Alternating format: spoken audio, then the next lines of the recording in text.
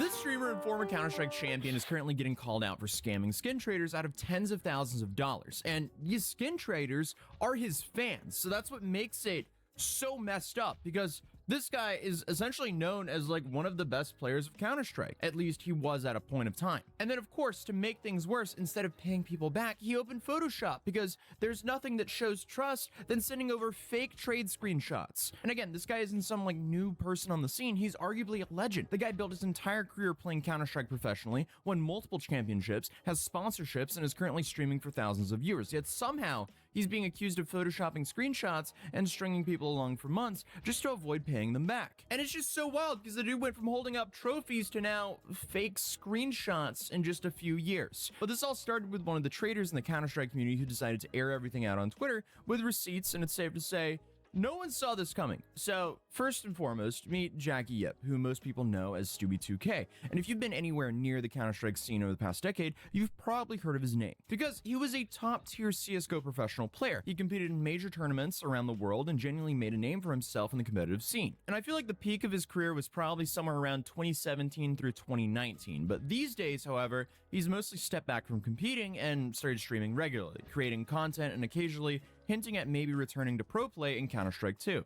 But for the most part, his focus has shifted away from tournaments. But due to his success through sponsorships, especially those related to skins and gambling websites, streaming deals, and other brand partnerships, it was safe to say that everyone was caught off guard with this. It was like the whole Counter-Strike community had that like Squid Games moment where he saw someone that he thought was extremely well off, and they were like, wait, you're here? Because on October 27, 2025, a trader in the CS community named Matau had finally had enough of staying quiet, because Matau is apparently a really well-established figure in the Counter-Strike trading scene.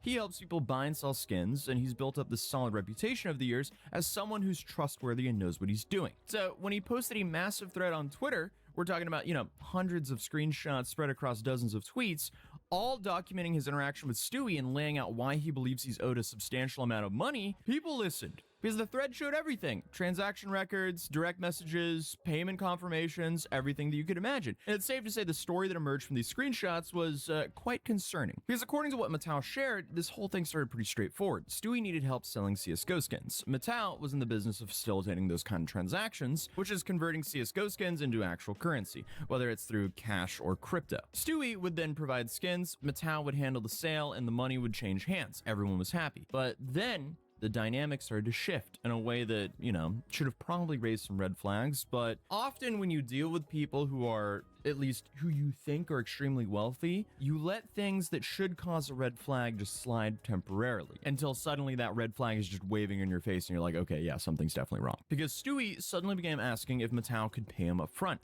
before actually providing the skins. And his reasoning for this was the items were stuck on a trade ban or trade lock. And that could be a real reason, because sometimes you can't immediately move certain skins and you have to wait 7 days for the skins to be tradable again. So the pitch was essentially, hey, I've got this skin that'll be tradable in 7 days. Can you front me the cash now, and I'll send you when Steam allows me to? And Matau agreed to this arrangement multiple times, because the early instances apparently worked out. Stewie did eventually come through the skins, or they figured out some kind of resolution, which probably gave Matau confidence that this was a sustainable way to work together. Except the requests kept getting bigger. And that's how the Ponzi started. I don't know if a Ponzi is actually going on, but it doesn't look good. So what started as a few $1,000s here and there eventually escalated to Stewie asking for nearly $12,000 up front at one point. That particular request seems like it didn't pan out the way Stewie wanted, but the pattern was already established, increasingly large amounts being requested in advance with promises of delivery or repayment coming later. And as time went on, Stewie started reaching out about needing help with what he described as more serious personal issues. And things eventually reached a point where Matau claims he loaned out over $25,000 in total. And beyond the straight up cash loans, there were also numerous skins that Matau had already paid for, but allegedly never received. So we're talking about money going out and nothing coming back in return, stacking up over time. And that's where things really started falling apart for Stewie. So instead of Matau receiving his money back or receiving the skins he paid for, Matau ended up with only delays and excuses. And here, the screenshots show message after message of Stewie saying variations of, hey, I'll have it to you soon, or there's an issue on my end, or I just need a little bit more time. Essentially, he's just delaying and stretching out the repayment process by weeks. And one of the biggest allegations that came out is that Stewie allegedly sent Photoshop screenshots to explain why certain skins couldn't be delivered. And that's bad, because in my opinion, that's fraud, even though you're dealing with digital skins, because technically those skins have monetary value, which just shows the importance of, hey, if you ever get a little bit of money, never let any of your friends come to you as a payday lender. Point them to an actual payday lender, even though they're awful and they're predatory. You don't want to be owed money, especially money that could not be paid back to you. And also in Stewie's case, this wouldn't even be a payday lender. This would be like a small business loan or something like that, because Stewie should be having a lot of money coming in, so it should not be very hard for him to get some sort of business loan if he actually needed a business loan for his business, or a personal loan at decent interest rates. He should be able to have that because he's most likely been taking out a regular paycheck from his own business throughout the years and years he's been playing Counter-Strike professionally. This shouldn't be that hard for him to get. So I do want to correct myself in saying payday loan, because most likely the payday loan option wouldn't be the correct situation for him. Avoid those like the plague, because, you know, some of those will give you like a 300% interest rate, which is just, that should be illegal. But hey, here we are. My personal rule on this is I never lend out more money than I'm completely fine losing. But according to Mattel, Stewie would send images supposedly showing that trade bots had reverse transactions, basically claiming that the trades got automatically canceled and the skins were no longer accessible. The problem is that Mattel had already paid for these items up front. So if they didn't get reversed, that meant the money was gone and the product never showed up.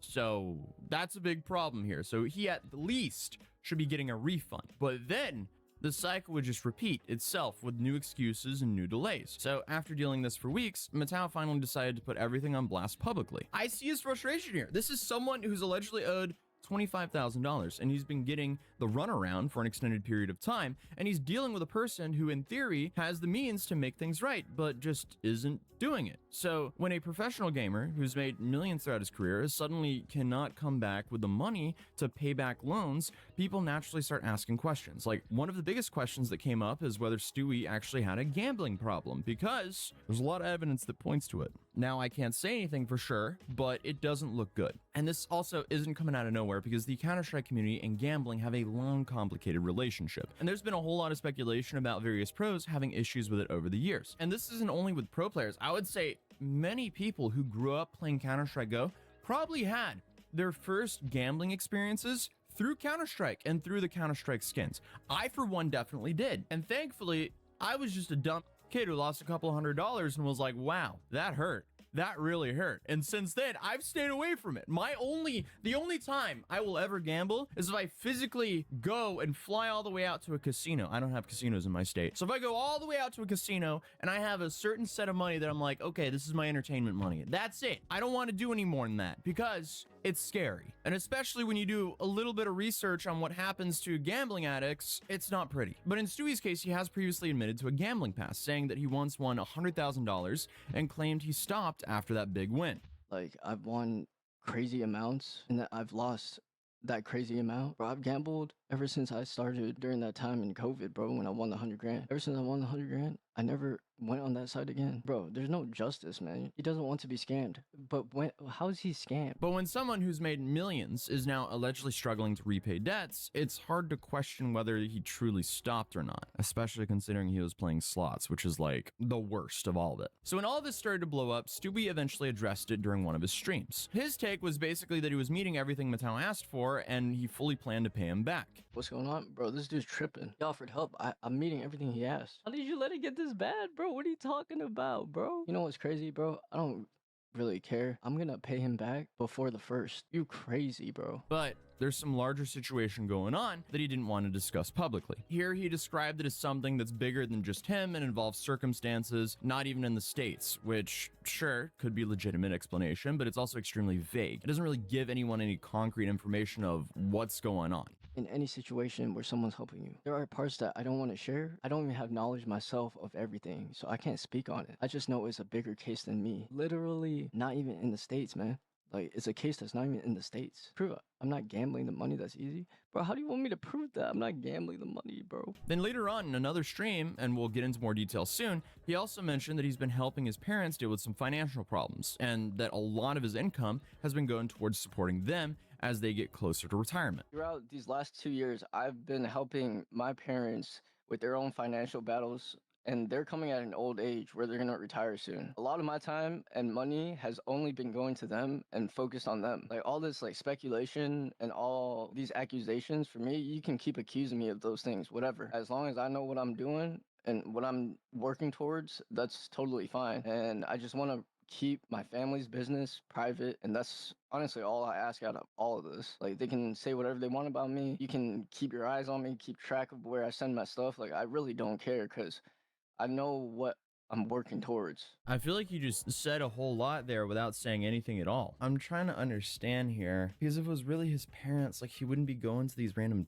or well, I don't know. In my head, at least, it was something going on with his parents, and he really needed to help his parents. He wouldn't be playing funny games with random skin traders he doesn't know personally. Like, there's so many better avenues for capital than going and scheming people in your community. I'm saying scheming because he faked screenshots. There's just something not right about this. And a couple days after the initial tweets, Stewie went on to address things more directly on OniPixel's stream. And this is where Stewie actually admitted that, yeah, he did actually Photoshop some of those screenshots. His explanation was he made a mistake and he panicked in the moment, and that he's not obviously good at this kind of stuff since he doesn't normally sell skins consistently. And I mean, come on, that's still not an excuse to fake a screen. Like, just be honest of what's going on. Like, this doesn't make sense. I made a mistake. I shouldn't have edited the pictures, and I panicked in the moment. This isn't something that, you know, I'm obviously good at. Like, I don't really sell skins all the time. I'm sponsored by these gambling sponsors. I don't really even gamble like that. The last time I gambled was that picture, like actual my own money, and I don't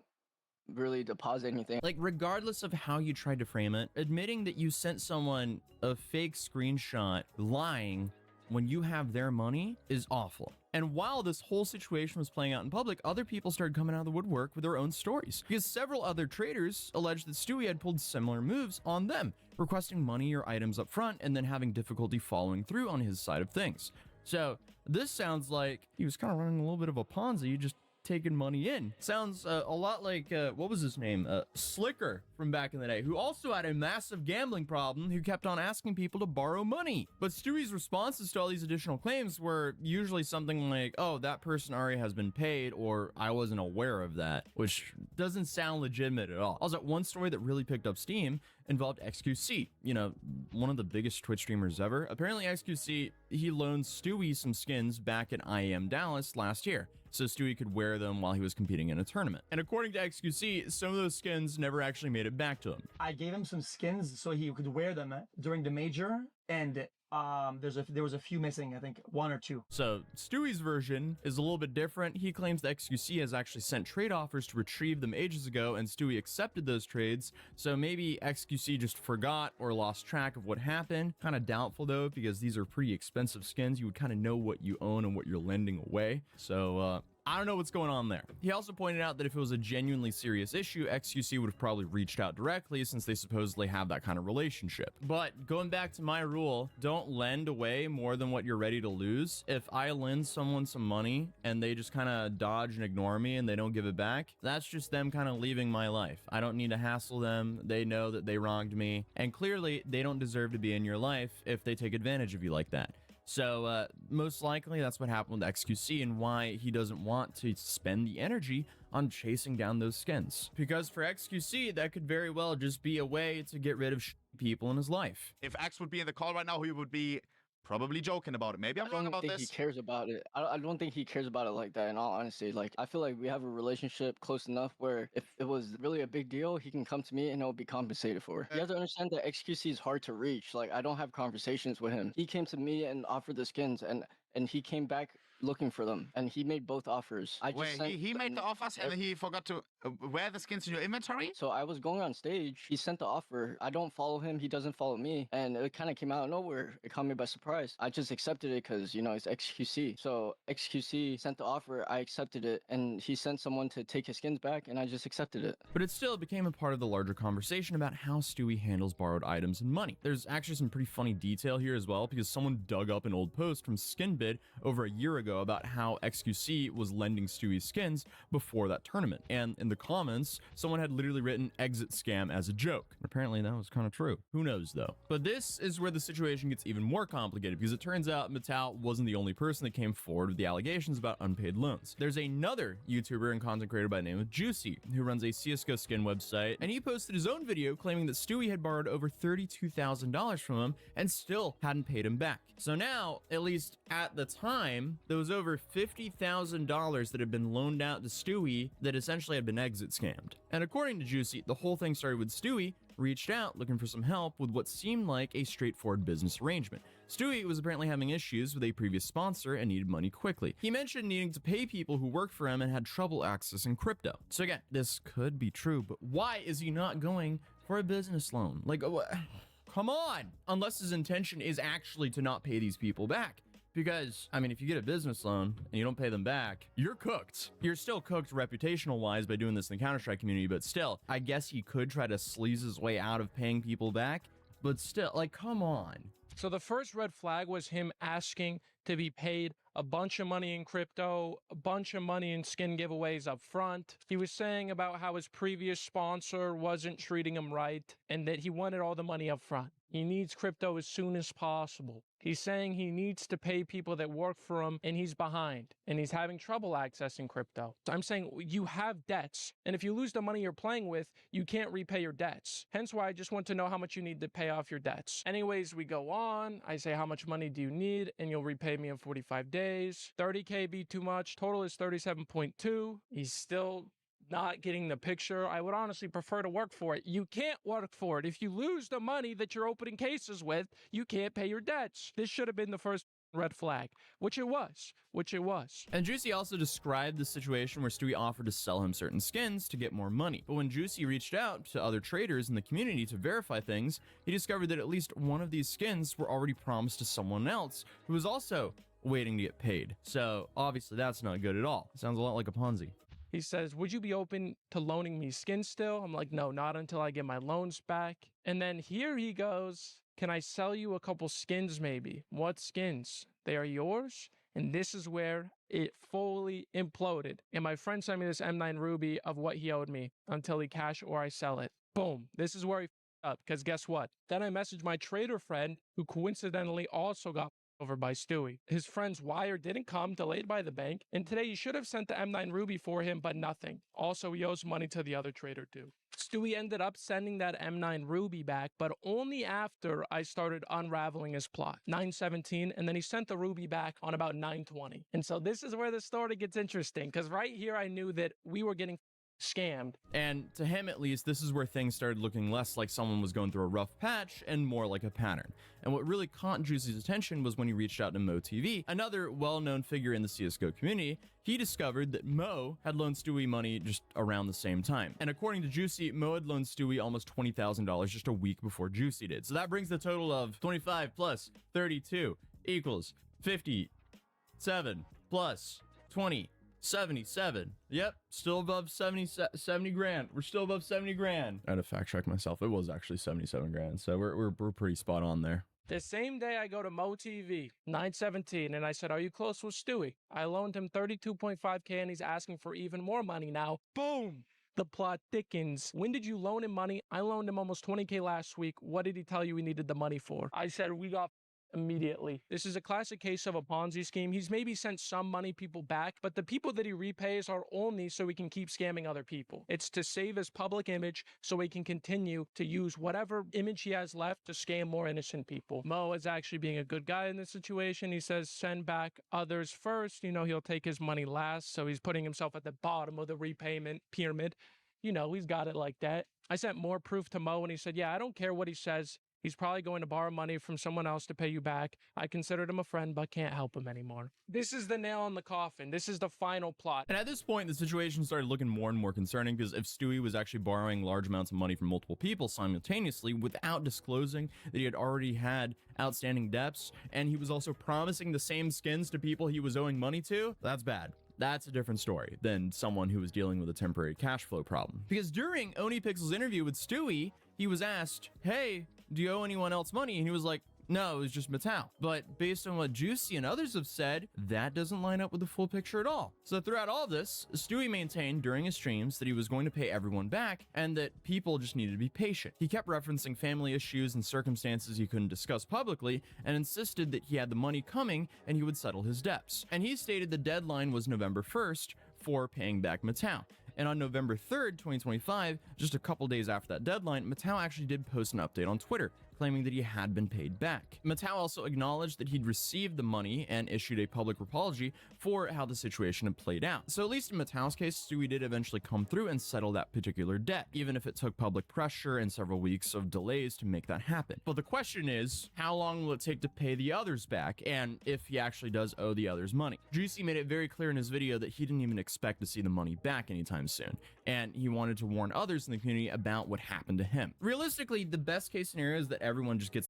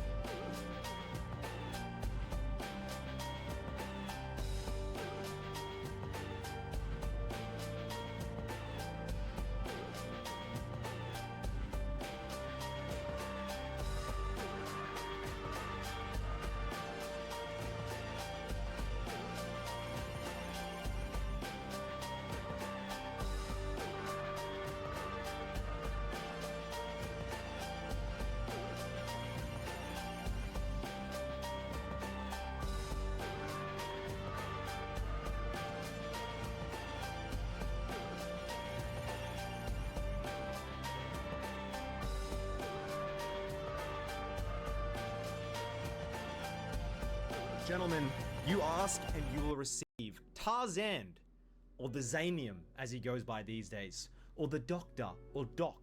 He's back in Korea after an absolutely terrible trip in 2023, full of stream snipers, alleged inters, alleged win traders. He's back, and he's back with a vengeance in Master Tier. He's stuck, ladies and gentlemen. He's not able to move.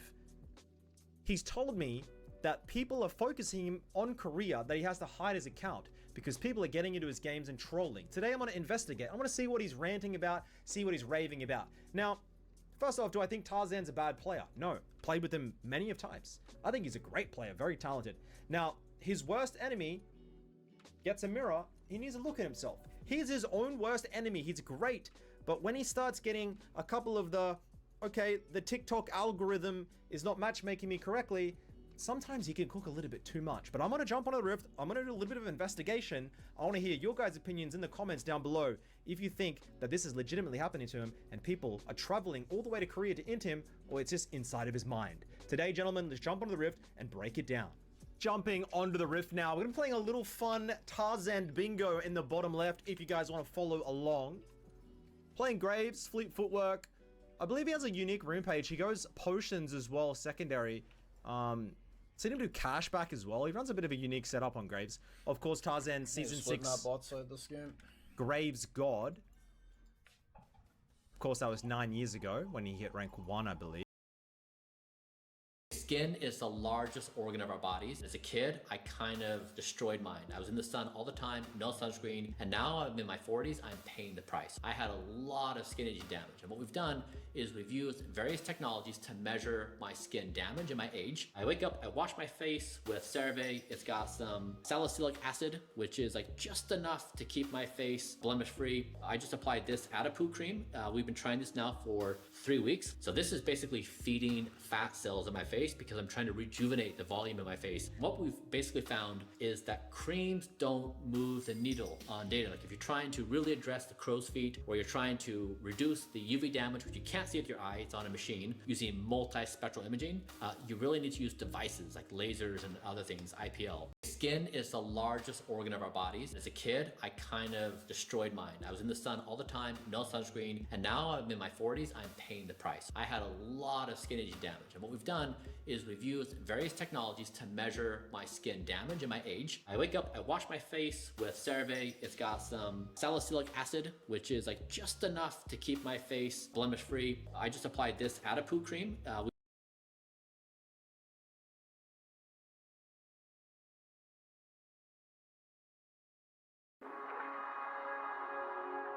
Our objective in existence is to help the human race move into this new era with AI.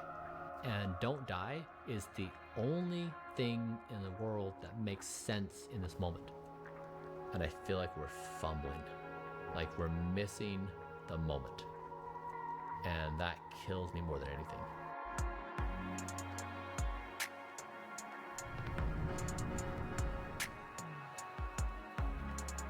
I created a real disaster situation for myself. I'm building this company and I'm dealing with constant media backlash, supplier problems, public skepticism, things that prevent me from doing the actual work on Don't Die. So I'm going to Sweden because we have not gone to Europe to share Don't Die.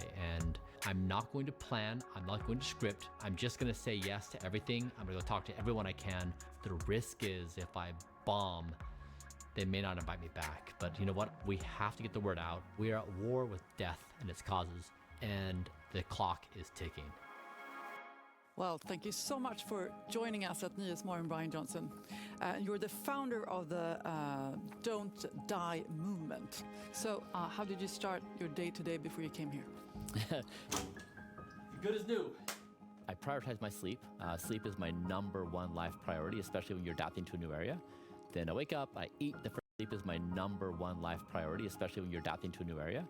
Then I wake up, I eat the first thing I do, then I exercise, and then I begin my day. But you can't deny what you're I wake up, I eat the first thing I do, then I exercise, and then I begin my day. But you can't deny what you're doing is a huge experiment as well. You're some kind of a guinea pig for all those radical longevity methods. A lot of people do think I am a guinea pig, and I would just also say that they are too. You know, when they eat fast food, or when they go out and drink a lot of alcohol, or they're smoking, they too are a guinea pig, and they too are an experiment.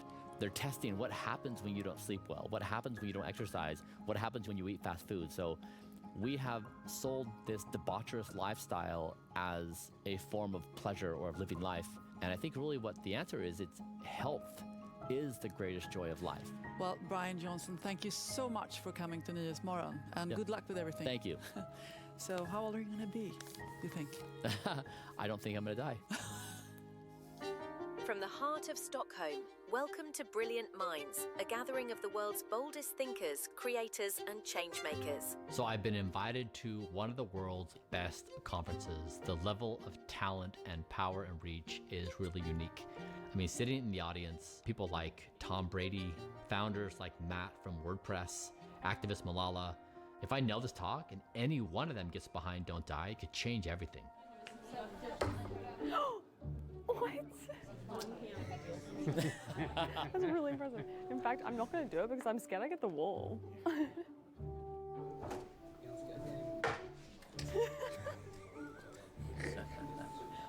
Okay, I'm about to give a talk at Brilliant Minds. I have nothing prepared. I don't know what I'm going to say. I am probably the most meticulous and prepared person you'll ever meet. However, when I do slides, I feel like I'm in a straitjacket. So this time, I'm just going to get out there and go. I'm going to improv. Are you going to talk about erections? Yeah, I'm going to talk about erections. That's the thing. It's like, are they going to laugh? Are they going to just not say anything? And if I lose the audience, A full hour up there with no slides. I'm just going to wing it. There's a substantial risk I bomb and people say, what are you even talking about? Please welcome Borov9. how's this going, you guys? Yes, yeah? Okay, men, how many of you wake up with morning boner? No, I'm just kidding, don't answer. Yes, I'm just kidding. Okay. Okay, no, let's do it again, okay. How'd it go? Hey, Trevor. What's up, man? Hey, yo, good to see you. That was fun. Yeah, how's life? How you doing? Good? Yeah. Good to meet you. That was fun, man. Great Was job. it? Yeah, squeezing it. People were engrossed. They were in. That went really well. I mean, better than I expected. It really felt like it resonated deeply. People were very engaged, but you know what? You never quite know. So I approached the conference organizers and I asked them if we could do a special Don't Die session. That's a big ask. If they say yes, it's a sign that I've broken through. If they say no, I just have to find another way. My final meal of the day is a hummus, sauerkraut, carrot, avocado breakfast. We're not going to be able to do the gathering. There's some sensitivity. It is a hummus, sauerkraut, carrot, avocado breakfast. Hummus, sauerkraut, carrot, avocado breakfast. We're not going to be able to do the gathering. There's some sensitivities around introducing a program on the fly. It might upset some of the people in the organization just because it wasn't part of the program. It might just cause too much operational friction because, you know, there's different tiers of people attending, but it's definitely a no-go for tonight. So I was just informed that the organizers are not going to carve out a special time for the Don't Die dinner. Also, it means I didn't punch through. People have to understand Don't Die, so my job is to convince them it's a big deal. And if I don't do that, I'm going to fail. What's the point? You're trying to figure out everything in your life that causes you to die. And so that could mean contaminated water, it could mean toxins in the air, it could mean not getting good sleep.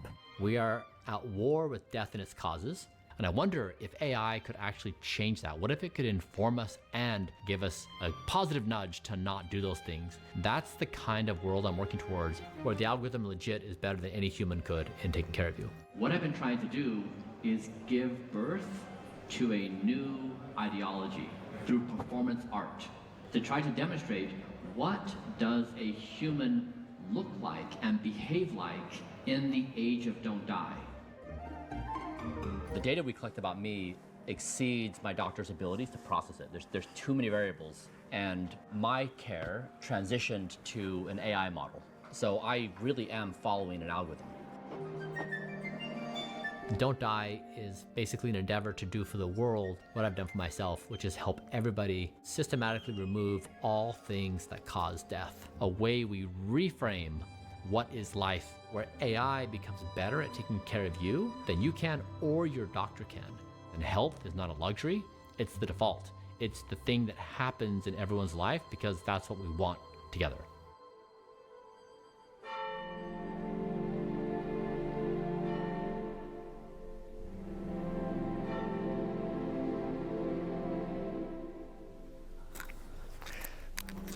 I think we finally found our vibe at the very end.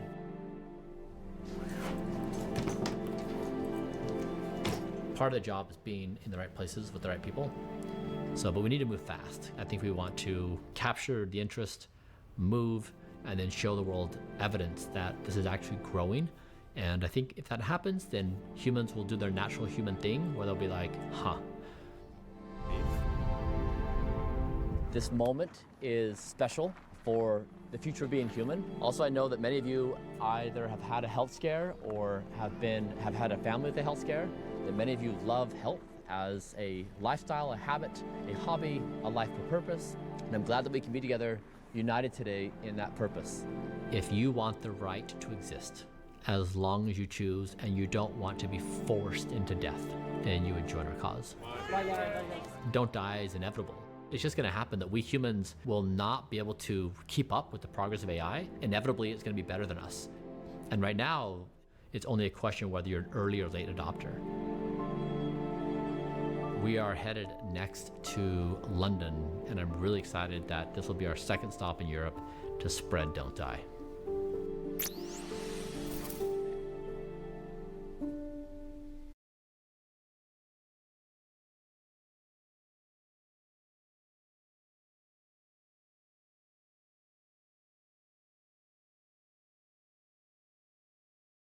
I'm not prepared on DadBod. I'm only prepared on bone mineral density and amino acids. Mike, did you read up on DadBod? I read up on DadBod. Okay, you ready for that?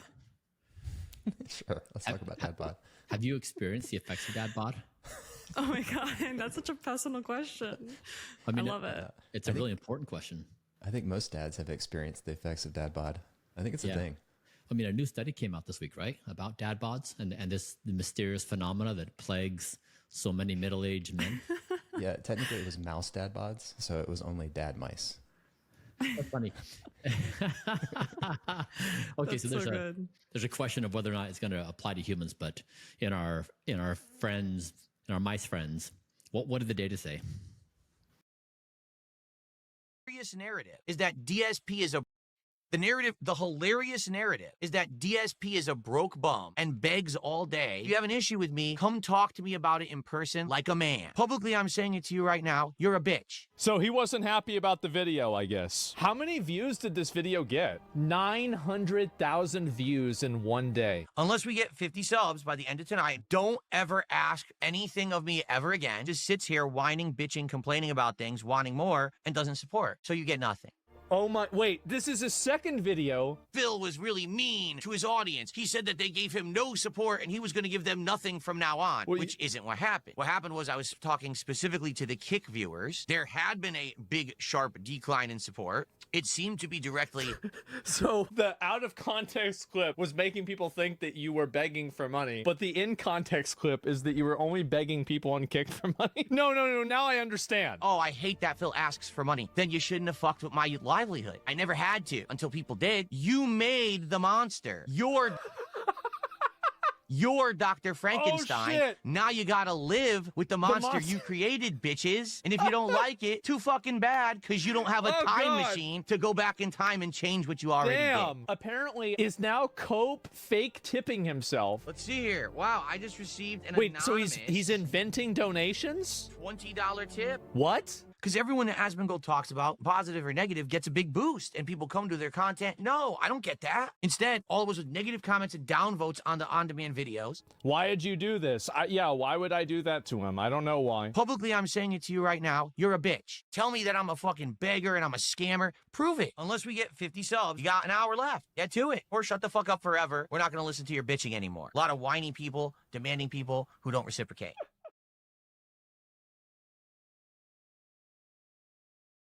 Japan has a new problem. Day by day, Japan's social problems seem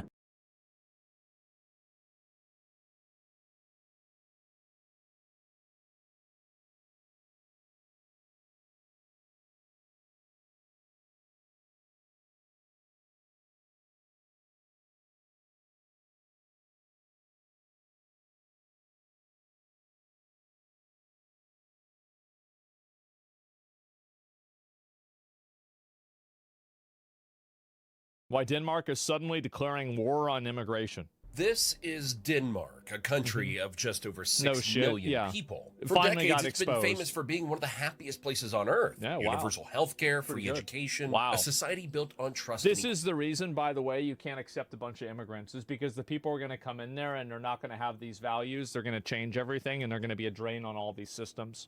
Systems like this work only work in extremely high trust societies that are generally homogenous.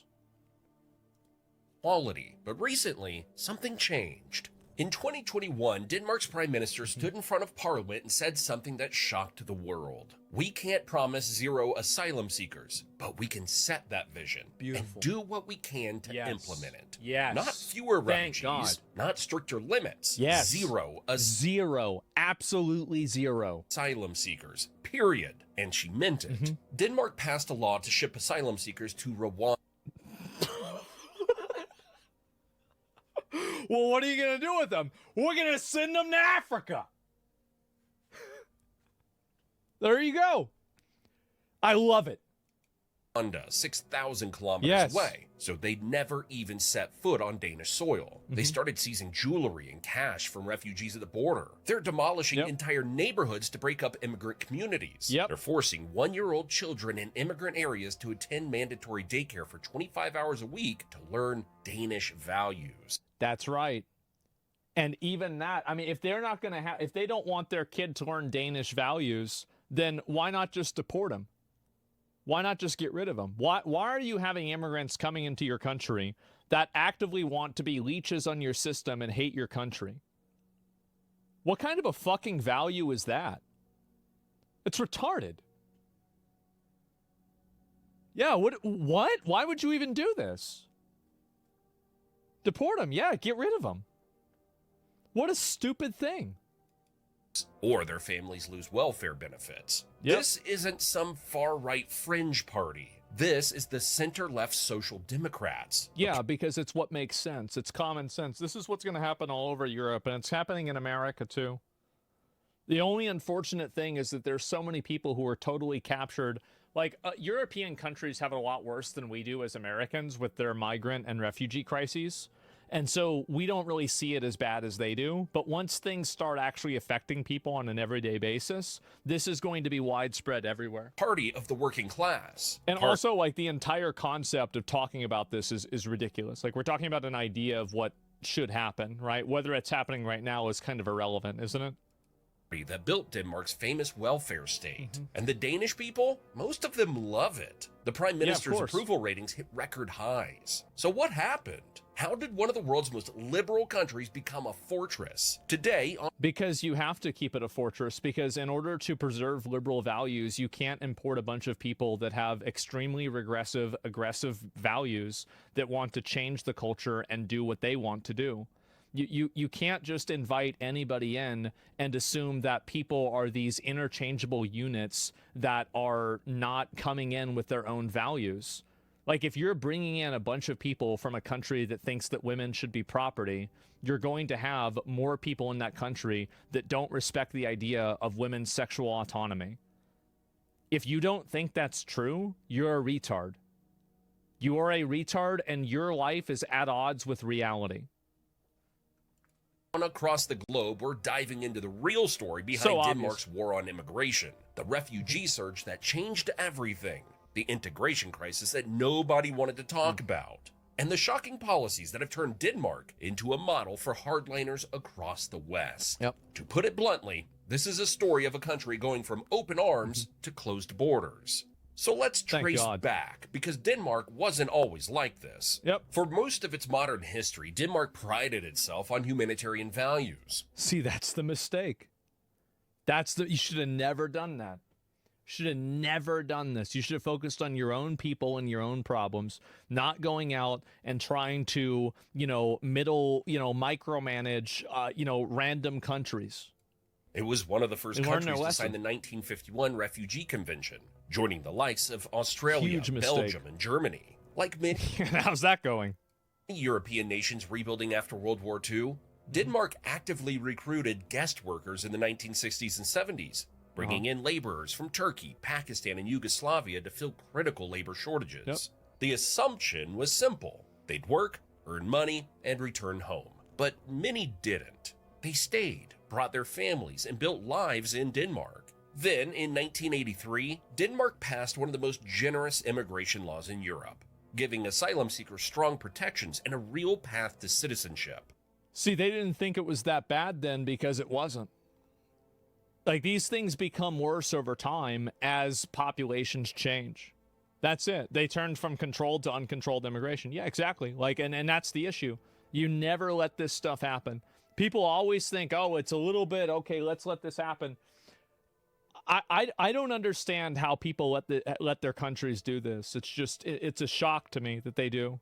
So yes, for decades, Denmark quietly accepted UN quota refugees and welcomed diversity. Why would people move their entire family, work here, and then move home? You never understood if you made a light there? Well, I don't really, the thing is that, Jesus, this gnat is flying around my face to make me so annoyed. What their best interest isn't really relevant to me because they're not citizens of the country. So whatever they're going to do and whatever they like doesn't matter. I don't care about that. It should matter what the citizens of your country want and what's in their best interest. That's it. It's literally that simple. Back in 1980, immigrants made up just 2.6% of Denmark's population. By 2025, that number had jumped to 12.6%. Wow. With another 3.7%. Back in 1980, immigrants made up just 2.6% of Denmark's population. By 2025, that number had jumped to 12.6%. Wow. With another 3.7% being Danes born to immigrant parents. Yep. Nearly all of Denmark's population growth since 1980 has come from immigration. But here's the thing. This wasn't a gradual change that people got used to. It was a sudden shock that changed everything. And that's the reason why it's so problematic. It's because a lot of these people that are doing it, they bring in an amount of immigrants where they don't need to assimilate because they just create their own insular culture inside a separate country. One of Europe's smallest countries, welfare economy is under a lot of pressure. So we simply have to reduce the amount of people who travel up through Europe to specifically apply for asylum in Denmark. The turning point came in 2015, the European migration crisis. I don't know why. Why is it that Saudi Arabia and a lot of these other countries accept zero of these people, and Europe is just expected to accept millions of them? Accept zero of these people, and Europe is just expected to accept millions of them. Why is this happening? Like, what is going on here? Turkey accepts a lot? I mean, very sus, isn't it? Yeah, I don't know what the fuck is wrong with the people over there. As I said, if it was up to me, the answer would be zero. I would take zero of them. I would turn back every single one. This is such a massive mistake. Million asylum seekers flooded into Europe that year, fleeing wars in Syria, Afghanistan, and Iraq. Denmark, a country of around 6,010,000, received 21... Saudi actively said they don't want to take in any asylum seekers? Yeah, based. Totally agree with them. That's smart. Why would Saudi accept it? They have nothing to gain from it? Exactly. 21,316 asylum applications in 2015 21,000? alone. To put that in Jesus. perspective, Denmark received just 3,500 asylum applications in 2012. A sixfold. Well, of course you're going to have a lot of people, and this is really what makes sense, right? Like if you lived in one of these countries that was like a shithole, basically, if you lived in a shithole country, wouldn't you want to bring your family to a place like Denmark that has free healthcare and insurance and, cheaper food, running water? Like, everybody would do this. So, like, if you create an incentive, you're going to create behavior. And that's really what they've done, is they've created an incentive for people to go over there and do that. The top 0.1% wants disposable, unskilled workers. Exactly.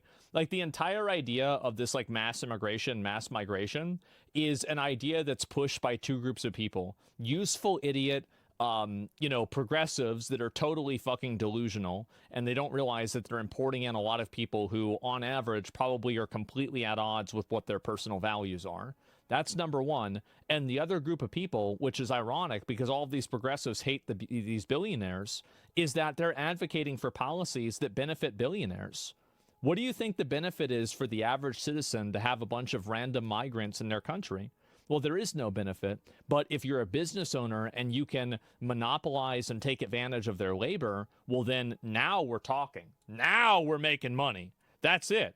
And so, those are the people that really win. It's ironic that, like, you have all of these, like, progressive people and these, like, super empathetic, suicidal empathy people that are trying to just import infinity immigrants and infinity refugees into their country.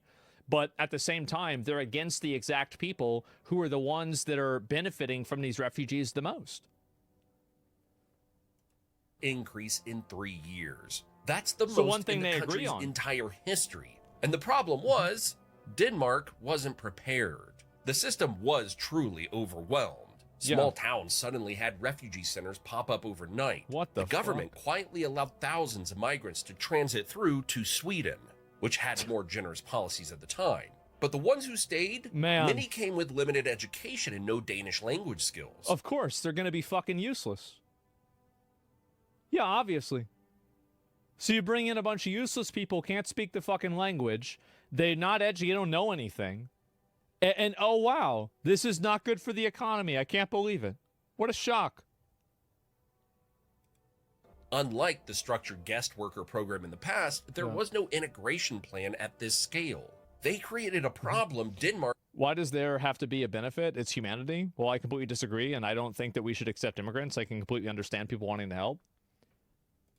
Well, you just said you agree with me. So then why would you even say that? Like, you're was this like some kind of like devil's advocate thing? Like, let me bring up a point that I don't even agree with.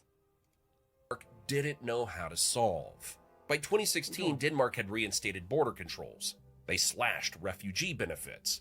And then they did something extraordinary. They placed ads in Lebanese newspapers announcing they'd cut welfare for asylum seekers by 50%. Exactly, because they know that they come to the country for welfare. They're coming to the country so they can leech off of the social systems. Duh. Obviously, that's what they would do. I mean, like, yeah, of course. Duh. I don't know how anybody would not think this. The message was blunt. Don't come here. That's right. You won't find paradise. The doors were closing fast. But why? Why did a country known for generosity and openness suddenly turn so hostile? Because you can only extend generosity and openness to people that are like-minded. If you do it to people that are not like-minded, they will use that against you and destroy the entire system that creates the generosity and open-mindedness to begin with. The truth is, Denmark had been struggling with immigration for years. They just hadn't been talking about it publicly. And when they finally did, the statistics were shocking. Denmark had accepted immigrants, mostly from the Middle East, North Africa, and Somalia for decades. But integration wasn't working. Ethnic enclaves formed in Danish cities, communities where Danish wasn't the main language, where unemployment was high, education levels were low, and... Lovely. Wow, this is making everything better. UAE is 85% immigrants, one of the safest countries in the world. The government wanted to control the situation, they would. Well, having immigrants come in through like a system is very different than just letting people in wholesale because they say they're refugees.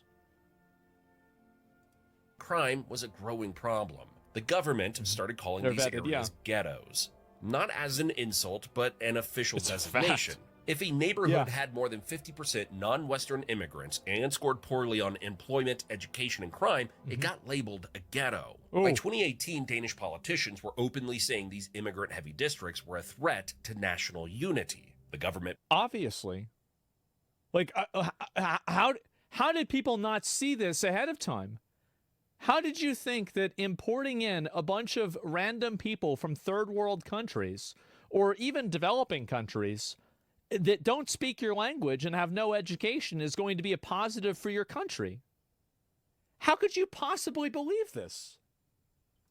Plan was titled A Denmark Without Parallel Societies, No Ghettos by 2030, explicitly framing these neighborhoods as threats to social cohesion and the welfare state. 100%. Prime Minister at the time, the people that are in there, they're not contributing to the system in the same way. Like, I mean, they can't even speak the language. Loki Rasmussen stated in his 2018 New Year's speech that ghettos could reach out their tentacles onto the street. We didn't import them. They came walking in with hundreds of thousands due to war and hunger. And we should have told them to turn around. Go back. By spreading violence, and that cracks have appeared on the map of Denmark. And the numbers backed up what he was saying. Immigrants made up about 14% of Denmark's population, but they accounted for 29% of violent crime convictions. That's more than double their share of the population. Wow, what a surprise. Who could have guessed? Then there was big the shocker cause. There. In 2018, Denmark's Ministry of Finance released a bombshell report. Immigrants from non-Western countries and their children cost Denmark a net 31 billion kroner. Duh. Holy shit. Obviously. It's probably way more. And yeah, that's the stuff that you know about. That's the stuff that's obvious. What's That's that? Their about currency. 4.2 billion euros in That's a single insane. year. Danish taxpayers were stunned. A relatively small immigrant population was creating a massive drain on the welfare state they'd spent generations building. But nothing made immigration... See, I'm a very big fan of welfare states. I think welfare states are good, but you can't maintain a welfare state and let a bunch of people come in because they'll fuck up the balance. Like, I'm a favor of universal basic income, universal, free childcare, etc. But it has to be for citizens only, and the people that come into that system have to be extremely highly qualified. You can't just let a bunch of random fucking, people from third world countries come in and then just think, oh, well, everything is going to turn out okay. It's not. It's obviously not. If they have no skills and don't contribute, fuck them. Yeah, it's just so obvious. The balance is fucked even with Germany. It was 80% immigrants. Well, I don't know about that. A racist Republican socialist? What, duh? Well, it's not racist at all to say. I mean, I wouldn't care if they were white or not. Doesn't make a difference. The problem is the culture, the language that they speak, and the fact that they're not skilled in order to do jobs that increase the value of the country. So whenever you look at those three things, are those three things occurring? No, they're not. So it doesn't matter what race they are. It has nothing to do with it. The race guy? Yeah, and also, by the way, that language doesn't work anymore. Nobody cares about being called racist anymore. Nobody gives a shit. Yeah, go back to 2015. More personal than housing. Denmark already had one of the most expensive housing markets in Europe. Prices were skyrocketing. Young Danes couldn't afford to buy homes. Renters were being squeezed out of cities. And then in 2025, a groundbreaking study came out. It found that over 60% of Denmark's house price boom since 1999 could be... I wonder if any of this could be applied to the United States. God, I really wonder. I wonder if there's any way that we could apply this to the United States. No way, right? Like, it's got to be totally different over there. directly attributed to immigration-driven population growth. Not on the same scale. Think It's probably about not as that. bad. No. More than half of the housing crisis blamed on immigration. The study showed that in areas where the immigrant population grew by just 1% over 5 years, home prices jumped 11% and rents rose 6%. Well, yeah, of course, because the homes are not being built as fast as the people are coming into the country, so it's going to rise the prices up because you have more competition. This is basic economics. Anybody could expect this to happen. Native Danes started moving out of immigrant-heavy neighborhoods. Of course. What researchers called white flight, which only spread the housing crunch to other areas. People were furious. Suddenly, immigration wasn't just an abstract political issue. It was personal. It was affecting where people could live. See, this is what's going to have to happen in America for people to take this seriously, and other countries in Europe, is that once people start actually experiencing the effects of this stuff themselves, and they start feeling the pressure of it themselves, then you'll finally start seeing them taking it seriously. How much they got paid, whether they could afford a future in their own country. And there was a political earthquake brewing in the background. This is where Danish politics gets really interesting. For years, a far-right party called the Danish People's Party had been screaming about immigration. They were treated like fringe extremists. But in 2015, they won 21.1% of the vote. And 37 seats in the Folketing. See, this is, I think, what's going to continue happening is that, especially when people feel unsafe, that is like a prime concern that people have. And if you're not addressing that concern, they'll find somebody who does. And in a lot of cases, the people that do might be violent or aggressive or problematic in other ways, but it won't matter to them. It the second largest party in Denmark for the first time in its history. So now they were propping up the government and demanding stricter immigration policies. Here's the thing. Most countries would panic about this. The far right taking power, democracy in crisis. But Denmark did something different. The mainstream parties, including the center-left Social Democrats, looked at those election results and made a calculation. If we don't take this issue seriously, we'll lose everything. That's exactly it. And that's what I think, that's what Americans need to do too. Is that you keep, like, never compromise with this kind of stuff. The amount of, refugees and asylum seekers and completely uneducated people that speak English coming into America, the number of those people there should be, the answer is zero. Should be zero. Literally zero. Any answer besides that is the wrong answer. So they stole the far right's platform. Don't compromise. Mette Frederiksen, Never compromise. the social democratic leader, had once criticized Denmark's immigration laws as the toughest in Europe. But by 2019, he was campaigning on a promise to stop immigration from non- Keir Starmer did the same thing in the UK, and people in the US have done the same thing too. What about South African white farmer refugees? I don't give a fuck about them. Why would I care? It's South Africa. I don't live in South Africa. Why would I care about South Africa? On Western countries entirely. And it worked. You know what? I'm going to ban you. I'm going to ban you for that. You're getting banned. Because it's very obvious what you're doing, right? She won.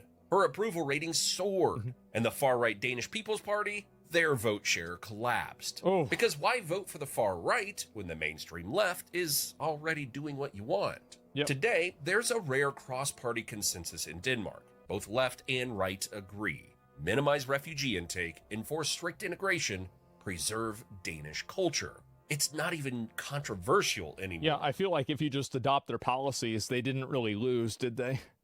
So what did Denmark actually do? How far did they go? A Danish minister is defending plans to strip migrants of cash and valuables to pay for their keep. Let's quickly run through some of the most shocking policies to paint a better picture. The jewelry law. In 2016, Denmark passed a law allowing police to confiscate cash and valuables from asylum seekers. Anything worth more than about $1,500 to pay for their upkeep. Holy shit. Wow. Refugees in Denmark must declare assets worth more than $1,400? The world called it the jewelry law and condemned it as inhumane. Denmark enforced it anyway. Okay, well, if it's inhumane, then leave. Get out. The ghetto package. In 2018, Denmark Dude. These names. The ghetto package. designated certain immigrant neighborhoods as official ghettos and created special rules. Immigrants living in these areas face double punishments for crimes. And here's the wildest part. Children as young as 1 year old are required to attend 25 hours per week of mandatory daycare to learn Danish values. Christmas, democracy, gender equality. If parents refuse, they lose welfare benefits. No. If they refuse, they should get deported. The whole family should get deported. You don't want to be part of the culture? Good. You're not. That's not far enough. The government is literally forcing toddlers into state-run cultural training. Good. Good. Deserved. Necessary. Absolutely necessary. This policy was so extreme that Denmark was hauled before the EU Court of Justice on charges of racial discrimination. Of course. Of course, guys. Denmark's response? They defended it anyway. To them, breaking up these neighborhoods and forcing integration wasn't discrimination. It was necessary to preserve Danish society. Revoking Syrian refugees. In 2020, Denmark started revoking residence permits for Syrian refugees, claiming parts of Syria were now safe to return to. Hundreds of Syrians. Well, even if they're, I think this is a bad argumentation, because the implication behind it is that another country's state of like war or not has any bearing on how a sovereign country should be obligated to behave. It doesn't matter whether the country's at war or not. That doesn't mean that a country like Denmark is obligated to take in a bunch of people. It just doesn't make any sense. So, like, even though I kind of agree with this, I still think that they're using language and logic that is created by people who hate them and want to undermine them. And you should never use language and argumentation that's been created and a frame of reference of argument that's been created by a person who wants you to lose. Nordics flip pretty fast? Yeah, I'd say so. There's a point where it can possibly be dangerous precedent having these requirements. Well, I don't know about that. Lived in Denmark for years, learned the language, got jobs. They were told to go back or stay in deportation camps. Denmark became the first country in Europe to do this. The Rwanda Plan. Inspired by Australia's offshore detention model, Denmark passed a law in 2021 to send asylum applicants to Rwanda for processing. Not temporary detention, permanent processing. The idea is that no asylum seeker ever sets foot in Denmark. Ever. The plan passed Parliament. What? You can just do that? Holy shit! It never happened? Yeah, people are saying it didn't happen. Would your opinion on asylum seekers change if the home country always put their own citizens first? Why would I even think about their country? Why would I even for a second think about it? There's no bearing on the decision-making of the government. 70 to 24. It's not some fringe idea. What? It's mainstream policy. Thank God. Banning Islamic practices. Denmark banned full-face veils in public in 2018. They've proposed banning the call to prayer. They've cracked down on foreign imams. All in the name... I would say that the full face veil, I kind of agree with that in places where it's like, okay, well, if you need to be able to see what somebody looks like for crime reasons, then yeah, like walking, like I feel the same way about walking around in a ski mask, basically, right? So like if you have people that are walking around into stores with a ski mask, I would, as a store owner, not want those people to come into my store. So under the same logic, I would feel the same way about people that wear veils also. So, like, it's not really about whether it's religious or not, or whether it's Islamic or not. It's about the fact that it obscures your face, and it makes it harder for people to identify you. They're tired of the bullshit. Shouldn't make exceptions for religion. Well, religion, why would I care about somebody's religion? If your religion says that you're going to break the law, then too bad. I guess you can't practice your religion. Like, the law overrules religion every time. It's not even, what are we even talking about? It's common sense. And so, but masks are fine. I would say like masks definitely obscure more of less of your face than something like a full face mask, right? I mean, if like Are we really going to say that like a surgical mask is the same thing as something that covers everything except for your eyes? I mean, like, what are we doing here? And also, maybe masks are a problem. But like, I think that it's very obvious. A very obvious thing is that something that covers all of your face is an issue, right? That's number one. Now, number two, what was the other one? I'm trying to remember what is banning. Practices. Denmark banned full face veils in public in 2018. Totally agree with that. They proposed banning the call to prayer. If it's loud, yeah, sure. Yeah. You don't want to have a bunch of people, like, if you can't ring church bells and you can't do that, then why are other people able to do a call to prayer? Like, it's a public disturbance. It's not a Muslim country. Denmark is not a Muslim country. It's not. So having these policies where and like, again, if I went to Turkey, this is the problem, right? Is that I don't go to Turkey and then say Turkey needs to get rid of the call to prayer because I'm not a Muslim. In the same way that I don't think Muslims should go to another country and then say, oh, well, we need this loud call to prayer so everybody knows about it. No, this is very clearly not the culture here, and you're trying to import your culture and make them listen to you. That's it. I don't want Arabic blasted 5 times a day. Yeah, I don't want to have that. Absolutely. And Islamophobe take? I mean, I don't see how that would make any sense. It's not about... So the issue is the sound and the disruption to everybody else's life that it creates. So being Islamophobic would mean that you shouldn't be able to do the prayers. But whenever you're doing something in public, especially whenever it's invading other people's sound waves and other people's lives, now we're talking about something very different. That's not Islamophobia. Also, you should, just ban that guy. Just go back and ban him. It's not a religious argument. Yeah, it's not. They've cracked down on foreign imams, all in the name of preserving... Oh, foreign imams? Yeah, totally justified. Some of those people are fucking nuts. And that the reason, by the way, that some of those foreign imams are there is because they got kicked out of their Islamic countries for being extremist psychopaths. Like Dubai does this, UAE does this, and Saudi Arabia does this. If they have one of these imams that's popping off and going crazy, they shut that down too. So it's not Islamophobic unless you want to talk about an Islamic country being Islamophobic themselves. What's an imam? It's a priest, like basically from like the nation, what do you call it, the religion of Islam, right? That's it, JFC. Yeah. Defending public interest equals Islamophobic. Yeah, exactly. And so they don't tolerate those idiots. Yeah, exactly. And like, yeah, of course you shouldn't have them. And if they're extremist or trying to push extreme ideas and they're not even citizens here, I mean, Denmark probably has their own problems. They don't need to import problems from the third world. Danish values. Each of these policies is extreme on its own. Yeah. Together, none of them are extreme. They're completely reasonable, and any normal person would have this opinion.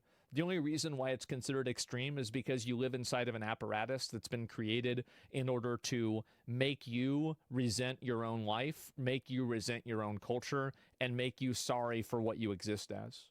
That none of these are extreme in any capacity. This is what is extreme is thinking that you can go around wherever you want, fully covering your face so nobody can identify you. What's extreme is thinking that 5 times a day you get to ring a bell and make some really loud noise that everybody else around you has to hear because of your religion.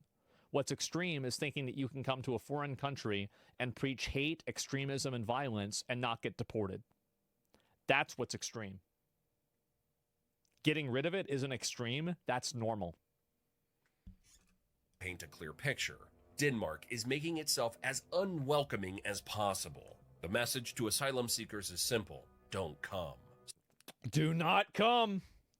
So why is this happening now? Yep. What's the crucial question that needs answering to help all of this make more sense?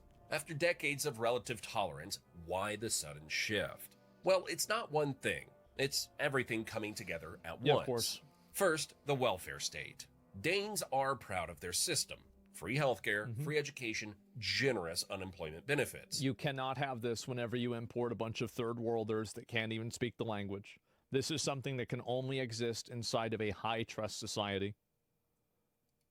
But it only works if Just how it is. everyone contributes. That's right. When they Exactly. saw billions being spent on immigrants who weren't integrating, who weren't working, who were drawing more than they were putting in, they panicked. Exactly. Yeah, if you're bringing in people that are a net negative, then what are we doing? Their defense is subsidized by the USA?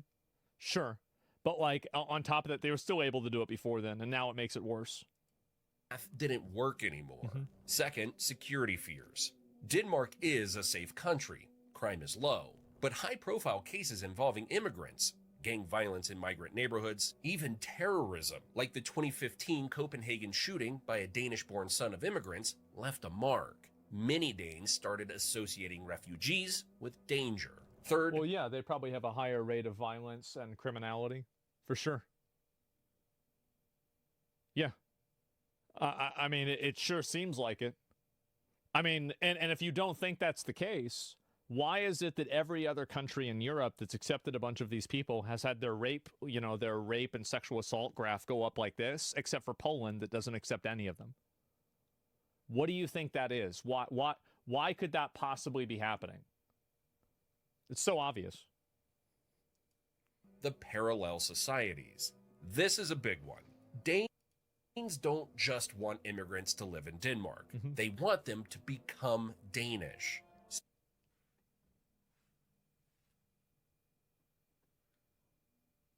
Oh! What? What? You can't do that! What do you mean?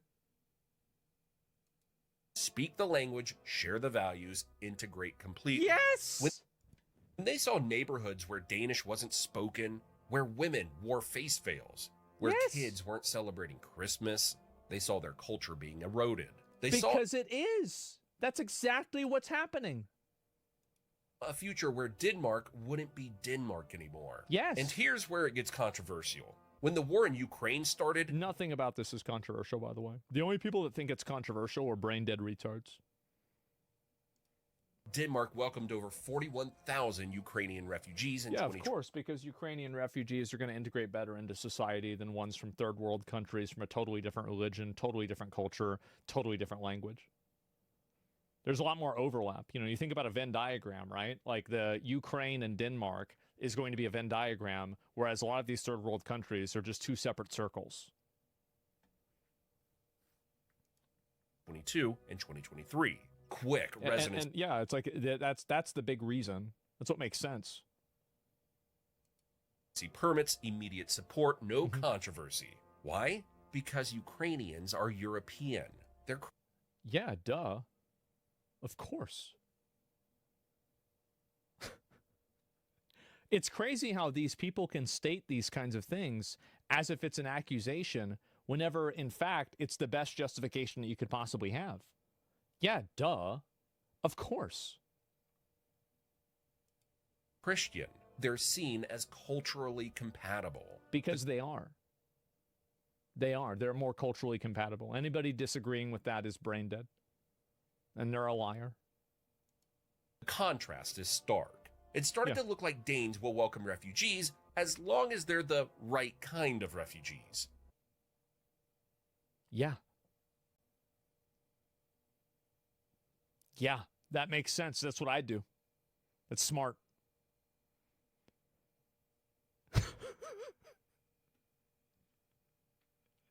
Yeah, duh. Of course. Oh my God. What is wrong with people nowadays? And that's made the hardline stance feel justified to a lot of people. It's not about numbers, it's about culture. So there's one final question to try and... Yeah, it's about culture and religion and values. Absolutely. Answer here. What does the rest of the world think about all of this? That is the least important question in the world. Wow. Other countries think that you should import a bunch of migrants into your country. Oh, really? Okay, that's great. Why should Denmark care about the opinions of any other country whenever they're looking out for their own citizens? If other countries are advocating for you to implement policies that put your own citizens at risk, then at what point are they not just trying to sabotage you? Denmark's transformation has shocked the world. Human rights groups call the policies cruel. Human rights groups are bullshit. They shouldn't be taken seriously. All they do is they're weaponized in order to destroy these European countries and to make everything worse for people that live there.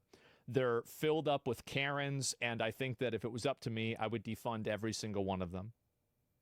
I just completely. Stop giving them money. It doesn't matter. I don't want to hear a bunch. I don't want a new council of Karens that live in gated communities to try to tell me why it's a great idea to import a bunch of illegal migrants into my country that can't even speak the language that they will never have to see in their life. It's crazy. Yeah, human rights. Yeah, what about the human rights of the people that live in Denmark in order for them to decide what's okay for them? This stuff makes me so mad. It makes me so mad because I see this as just such a complete inversion of ethics and morality, and it's done in a way that is totally fucking what's the word? Like it's totally self-referential. It's completely selfish, and the people that are advocating for it never have to experience it. It's allowed? Yes. It's suicidal empathy being weaponized? Yeah. Never listen to any of this human rights stuff. You know what else they complained about? Bukele in El Salvador. And you know what he did? He put everybody in jail, and everybody else now lives in a paradise down there. And I'm sure it's not great, but I can guarantee you it's probably better than it was 15 years ago. So never listen to these people. These people don't want to make the world a better place. They want to make themselves feel good, and they want to create a degree of importance for themselves by complaining about things. They should be totally defunded, and they have no value whatsoever. They're full of shit. Now there's free college in El Salvador? Yeah, exactly. Human rights. Jesus Christ. What about the rights of the other 98% of people? They never think about that. UN says they're harsh and possibly illegal. But inside Denmark, there's barely any outcry. The crackdown is popular. Asylum applications... See, this is, everybody wants this. It's dropped from over 21,000 in 2015 to just 2,095. That's 2,095 too many. In 2021. The government calls that a success. A YouGov poll from 2018 found that 65% of Danes were against accepting any more migrants. By 2022, 65% fucking based. I love it. 46% of Danes stated that they wanted no more or only a few Muslims making residency in their country. Mette Fredriksen's government argues they're being realistic. When people realize they will be sent out of Europe, they will stop coming. Duh, of course. Yeah, absolutely. Said one social democratic lawmaker defending the Rwanda plan. And they will stop putting themselves in danger, he added. Other countries are paying attention. Now it seems there's a lot of more countries that have rallied around the notion that we should get democratic control of the migrant flows, and I'm just very, very happy that this is the case. Denmark's strict immigration policies have found inspiration in Australia's Stop the Boats offshore processing model. And Denmark has been actively studying the Australian approach. Denmark's immigration minister... Yeah, just don't let them come. There it is. It's simple. Are you anti-immigration on principle, or simply because because of the state of the U.S. today? I'm anti-immigration generally out of principle. Yeah, I think that bringing in a bunch of people into a homogenous society that don't share any of the values or even the language of that society will create problems no matter what. Riven ban enemy OTP. The worst person you know has returned. Literally the most infamous league player in high elo has made his grand return. He's in chat. He was in chat. I just checked. He banned the Talon. I mean, he's known, bro. He's known for watching streams. Ghoster. We got everything. We got excitement. We got the infamous player unboxing at the end after the streamer mode unwrapping. We have Alan returning for the first game in months. Alan, the Teemo main. And we actually get advantage because he's just returned in the game. Can't wait for you to watch it. First word from the sponsor of the video. One cool thing to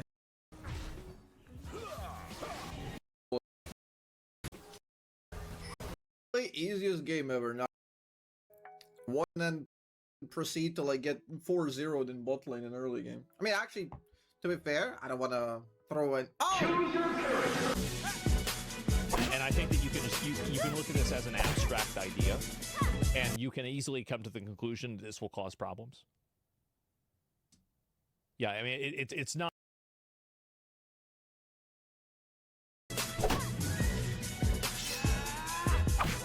Choose your character.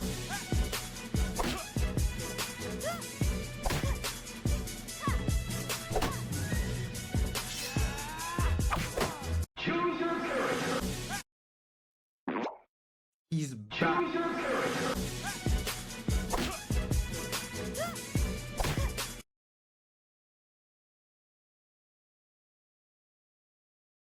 Hey friends, this Saturday I'm going to be tripping balls for science. I'm going to do 5 grams of magic mushrooms. Some recent evidence showed that psilocybin had some potential longevity effects in the body, and we're going to put it to the test. And like I normally do with all my experiments, we measure extensively. You can see here, I'm about to get my blood drawn, and I'm going to put on screen all of the tests we're going to do. But in all, I suspect we'll probably have like a couple hundred biomarkers in total. We're casting a really wide net. Typically, people do studies and they say, does this thing affect that thing? We're looking at a whole bunch of stuff, from my brain to my DNA to my microbiome, all kinds of markers. So if you would like me to live stream during Sunday's treatment, let me know. I'm currently undecided. I think that could potentially be a disastrous idea. It could also be really funny and fun. Maybe it will be therapy for both of us. So let me know. I'm excited for this. Hey friends, this Saturday I'm going to be tripping balls for science. I'm going to do 5 grams of magic mushrooms. Some recent evidence.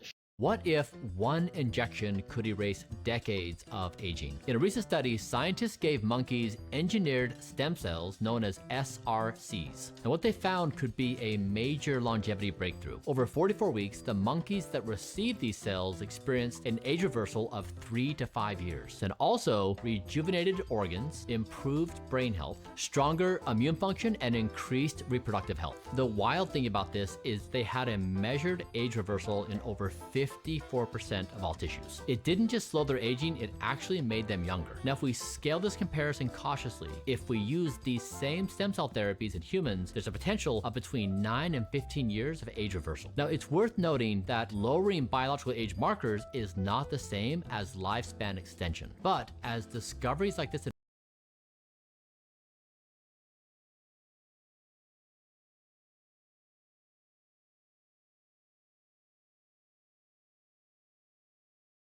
advance, don't die, may be closer than we think. What if... I think that you can just you can look at this as an abstract idea.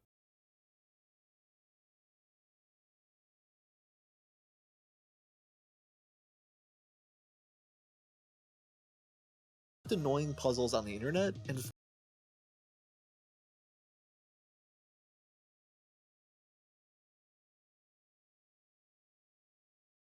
You have wrote down on a piece of a paper, you need to write the same password on the box, on both the boxes. Cancel 1, 2, 3, okay?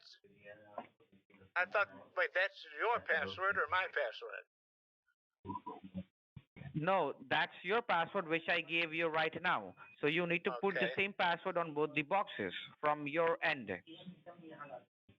Okay. DANCEL 1, 2, 3. Yes. Yes. Okay. And after that, did you type the same password on both the boxes?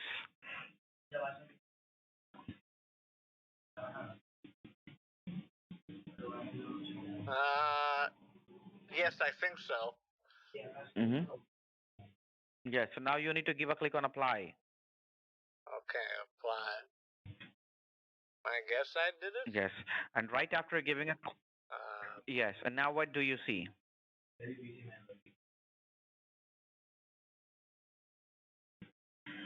Nothing. It just says interactive access.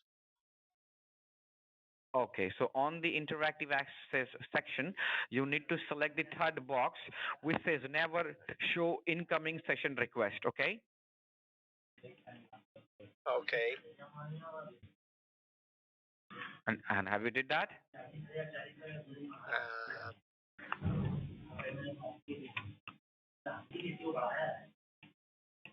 I don't know. Have you selected the option which says interactive access, like the third box which says never show incoming session request?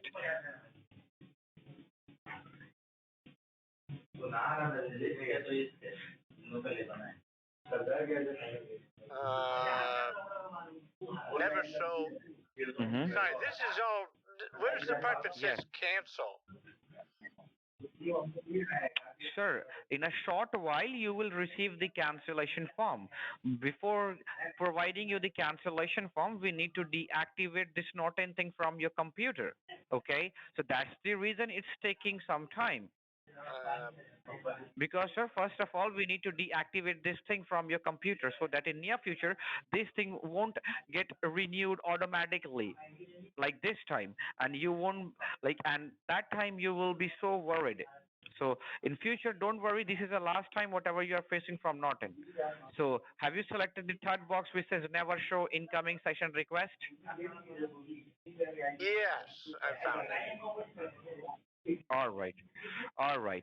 So now in a short while, let me go ahead and check, did we provided you, personally, did we provided you the correct, cancellation code or not? So let me go ahead and check it from my end. So now what do you see on your computer? I don't, it's just the same thing as before. But something popped up and then It's the same thing as before. Yes. Okay. So now what do you see? Interactive access. The same thing, correct? Yeah. Okay. So look Where's the money? inside, look. Sure. First, you will get the live refund cancellation form, and by filling out the form, you will get the money back. So, do you see it says new session just above settings and security? New session. Let me see. New session. Yeah. Yes. So now, I want you to write down my name. Yes, we are almost done, sir. We are almost done canceling this Norton thing. So I want you to write down my name on a piece of a paper. And my name would be David Wojtowicz.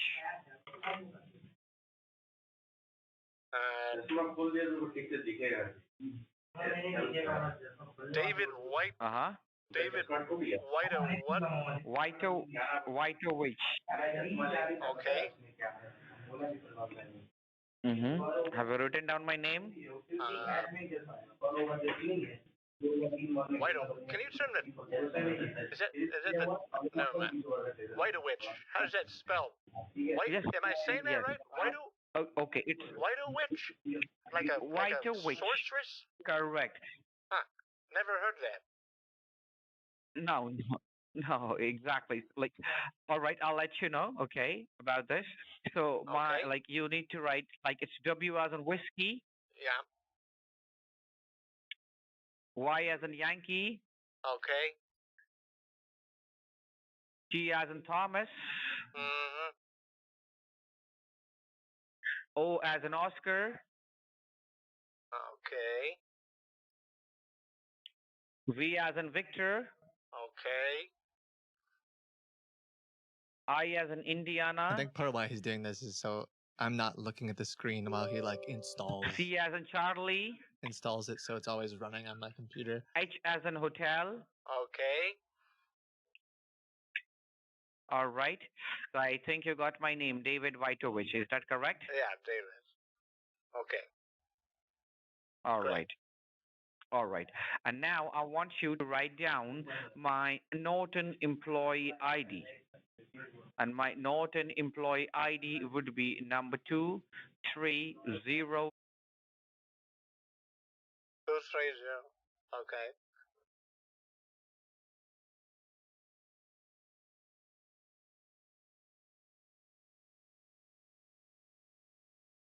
Okay.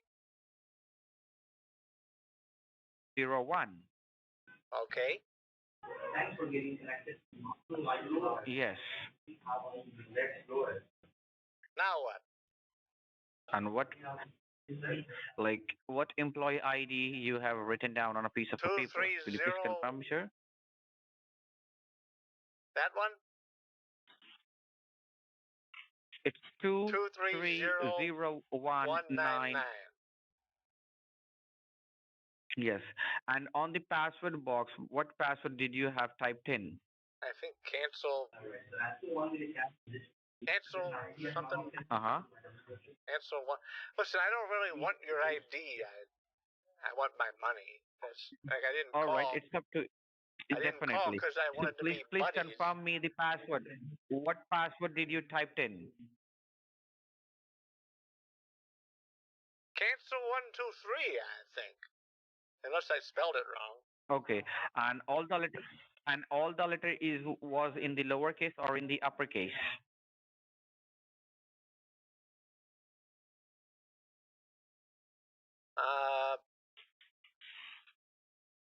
I don't know. I think it was all baby letters. Baby letters. CANCEL 123. Correct?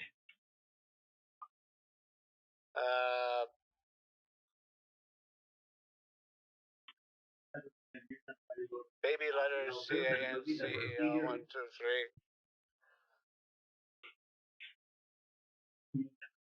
All right. All right. So now what do you see on your computer screen? Could you please tell me? It's it just says AnyDesk version 7.1. Okay. All right. And do you see any 9-digit number?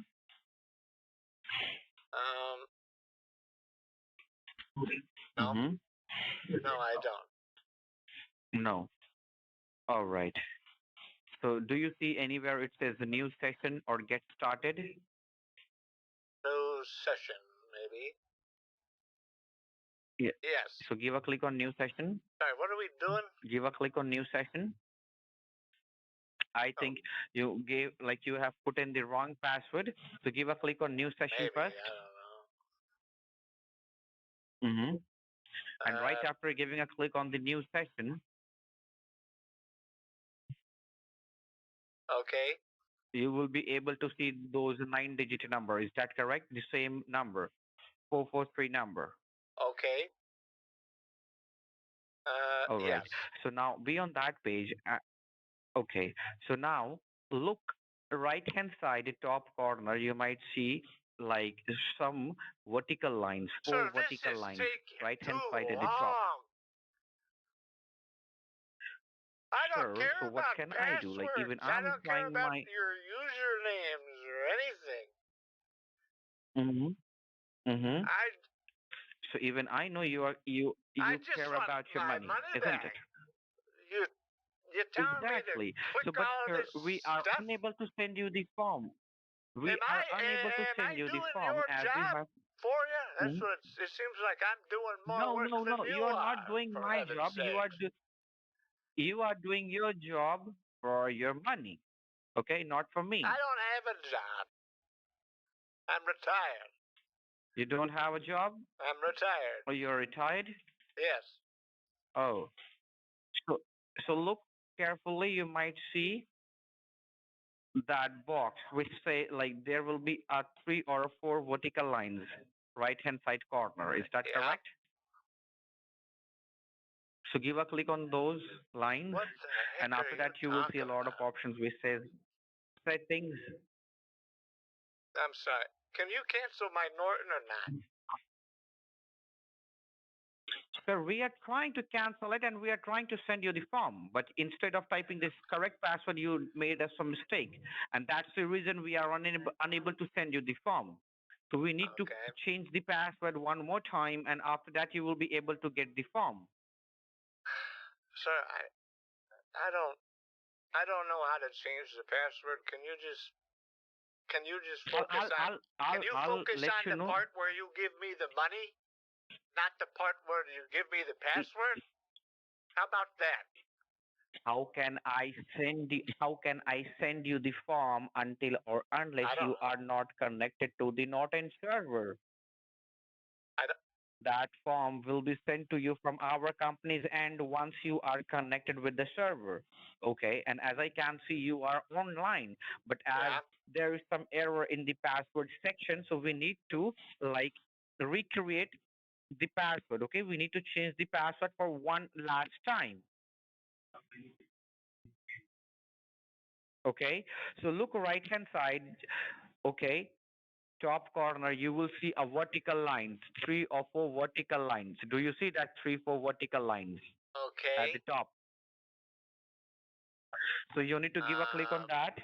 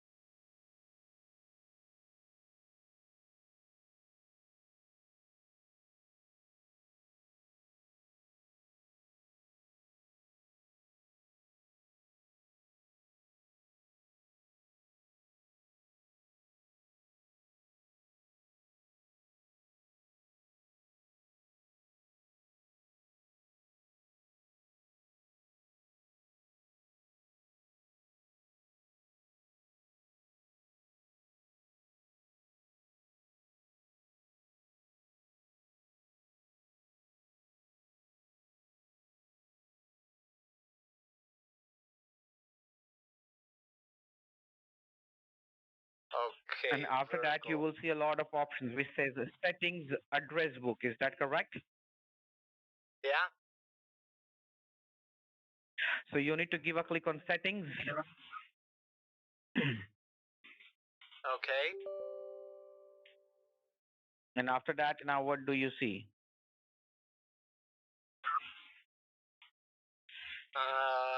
Do you want to allow this app to make changes? Yes. Yes, give a click on yes. Okay. And right after giving a click on yes, now what do you see? It says set password. Yeah, so you need to give a click on that box which says set password for unattended access. Give a click on that box. Am I supposed Sir, you need to do it one more Am time, I supposed to okay? type cancel and then the order number afterwards? Or what? Yes, now you need to type the same password, but you need to add the number 4 at the end. So you need to put cancel 1234, okay? So first give a click on set password for unattended access. COU council Sure. or cancel? No, cancel. C-A-N-C. I'm telling you. C as in Charlie. Yeah. Is it CANCEL or CA? Yes. COUNCIL. It's the sir. The first one. CANCEL. Cancel. Okay. CANCEL. 1234. 1234. Yes. And now type the same password in the lower box as well. Yes. And now give a click on apply. Apply. And have you given a click on apply? Yes. Yeah. I clicked apply. And now what do you see? Have you applied the... All right. So now hold on. Let me go ahead and check. Okay. Now it's taking or not. Okay. Once you get a cancellation from the screen, just let me know, okay? It says security warning. Mm-hmm. And now my screen disappeared. What? Your screen is disappeared. So it means, sir, the Norton is going to remove these services. Okay, so probably within 1 to 2 minutes you are going to get your computer screen back. Okay, so just write down your refund amount as well on a piece of a paper which you're supposed to get from Norton. I can't see anything. And your refund, yes, you won't be able to see anything because Norton has a security policy. Okay. Sir, you won't be able to see anything because Norton is removing the services. Why don't you understand? What do you mean you're removing the services? Sir, Norton is removing the antivirus services from your computer, and due to the security reason, you won't be able to see that thing, okay? Okay.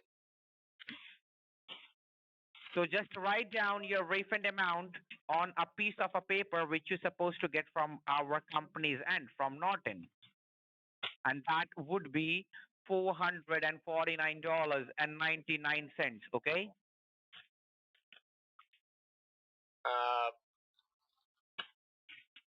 Okay. Why is my screen not working again? Because I don't see nothing. 1, 2, 4. 1, 2, 4. Yes, you won't be able to see anything, sir. As I said, you are a layer. Okay. Why'd you say so 1, just 2, 4? allow me a moment. Yes. So just write down your Norton deactivation code, and that would be 12423. 1, 2, 4. What? Oh, jeez. Okay.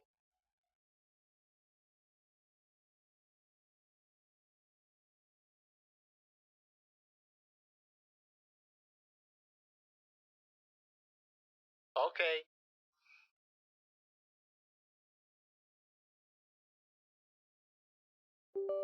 So just allow me a moment. As I can see, 80% of work has been completed, okay, and we are only left with 20% of work, okay?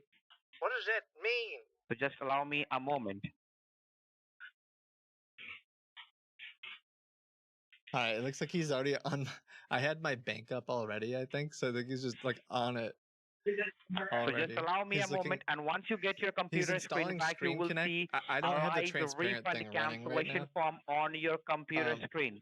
But I'm watching slowly, like taking screenshots of my computer, and in the background, so it looks like All right. So are you there with me? Hello. Sir, I don't understand what the heck's happening right now. You're canceling it? I'm sorry. You're canceling it? Yes. Yes, sir. We have successfully removed those Norton services. Now just simply go ahead and open up your web browser, your Google Chrome, so that you can get the live refund cancellation form from Norton on your computer. All right? What do you want me to do? Just open up your Google browser so that my robotic server from Norton can send you the live refund. Yes, open up your Google Chrome the way you did earlier. I thought you said you were canceling it for me. Sir, What the heck is that? we need to send you the refund form. So just open up your web browser, Google Chrome. Okay. Do you need to do it right now, or? Yes, we need to do it right now, sir. Okay. How long do you need? Yeah. Do you have to use For my probably computer? 5 to 10 minutes. Sir, I don't need to use your computer. You need to open up your Google Chrome or whichever browser you are comfortable with it so that we can send you the form. So just open up your web browser. And once it's open, please do let me know. Just tell me, yes, David, my browser is up. Yes, my so that I can browser is request open. my robotic server from. I'm actually looking at a All little right. bit of a So now my I'm robotic. actually looking at a little bit of a robot right now. Oh. So In a short while, you are going to get the live refund cancellation form on your computer screen. And once you get the live refund cancellation form from Norton, you need to let me know. You need to tell me, yes, David, I get the form.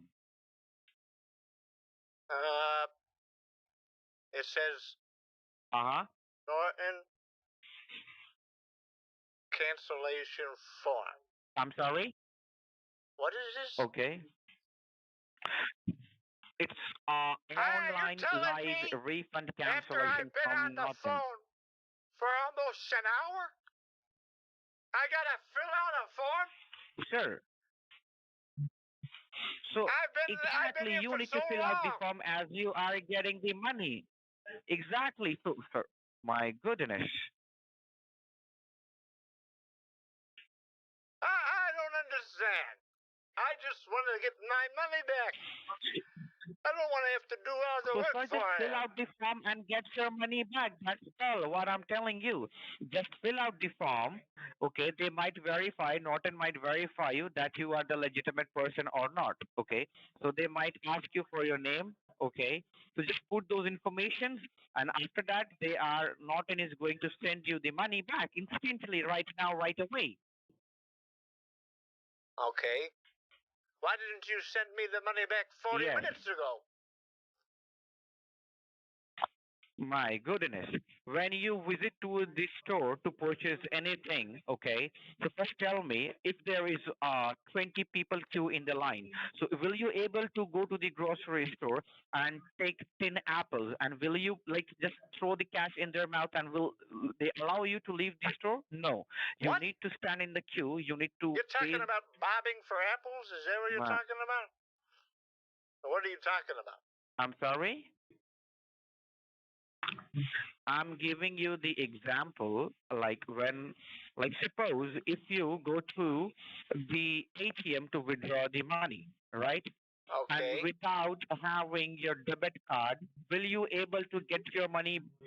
Will you able to withdraw the money? Tell me. If I go to the store and I want my money back, you're saying? No.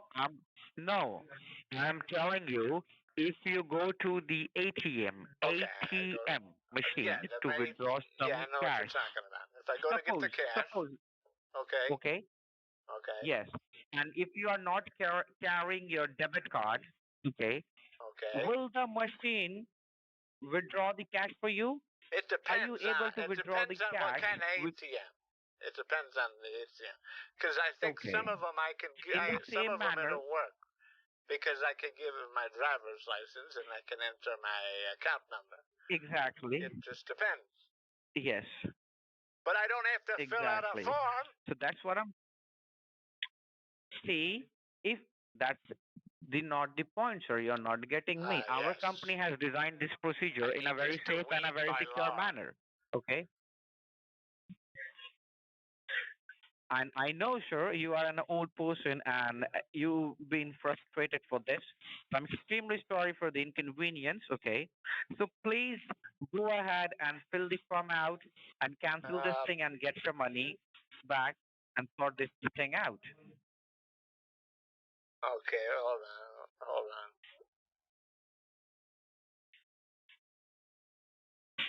Okay, so can I fill out if you need any help, can I please fill out the ask form me directly. tomorrow, or do I have to do it now? I kind of need a break. Sir, you need to do it right now. I'm holding the line for you. If you need a break, you may go ahead and have a glass of water. Okay? Okay, I have to do it today. You're saying? Yes, you have to do it today, right now. If you want a break for 5 or 10 minutes, you may go ahead and take the break. I'm holding the line for you, sir.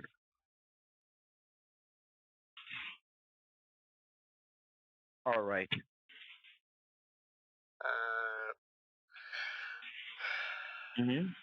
Let's see. Actually, I gotta get a little work done around the yard this weekend. I gotta I hate doing the gardening by hand, so I'm thinking about my neighbor. He came home last weekend with this automatic. It's like a It's some trench thing. It's like where you do the. You ever done where you edge your garden with like a little blade? No.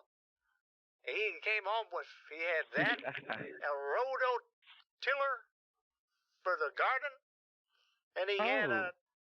I don't know.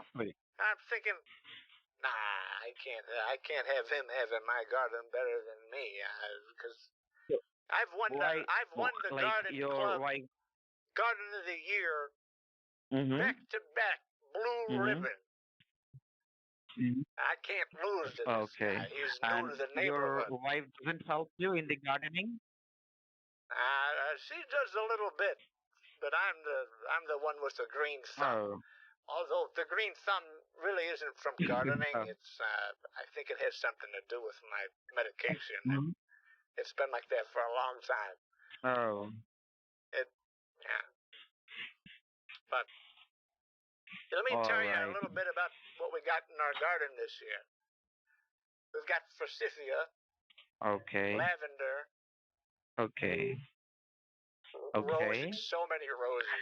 How many? We got roses in there. Oh my, that's great. Like red roses or yellow roses? I got all the color roses.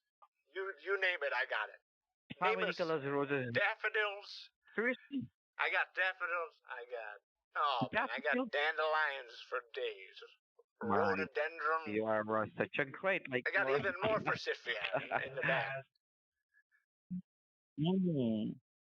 Like, where are you from? I must visit to your garden sometime. I'm in Chicago, Illinois. Oh, you are from Illinois, Chicago, correct? Yeah.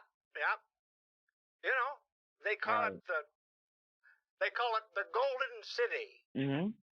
Because there's gold in a lot of them. Why? Because they found gold in a lot of the hills around here. It's very hilly. There's a lot of hills. And everyone who lives here, there's sometimes they'll come through and they'll have to go in people's backyards. And there is one more reason. Why people call why people call it Golden City. Why? And there is one more reason. You know the reason? No. Because, sir, the reason is like the person like you who is living in that city, the person like you, they are really sweet and they are really nice. So because of that, the main reason, it's called Golden City. Oh, because you're saying because of me, you mean? Yes. Why do I keep getting this thing popping up? It says security portal. Minimize that thing. Minimize that thing. Look at the top. You will see the minus sign. Don't disconnect it. Just minimize it. Okay. As you are getting the live refund cancellation form from Norton, so I'll just request you from now onwards, do not disconnect it. Just minimize it. Okay. You will see the tiny minus sign. Okay. So with the help of that tiny mini sign, you can minimize it. Okay. Okay. If you get that thing any further. Yeah, I don't know what this is. Let me minimize it. Okay, anyway, what were we talking about? Cancellations. No, gardens. You do any gardening? Or no? No, like actually I'm not getting that much of time. Huh? For the gardening and this stuff, like, no, sir, I'm not getting much of time for gardening. I'm just living in a small cozy apartment, okay? A small cozy with my friends. You know, you can garden inside these days. You know that? They have this thing called artificial sunlight. Yes. It's like a light bulb. You ever seen sunlight? That? Okay. Yeah.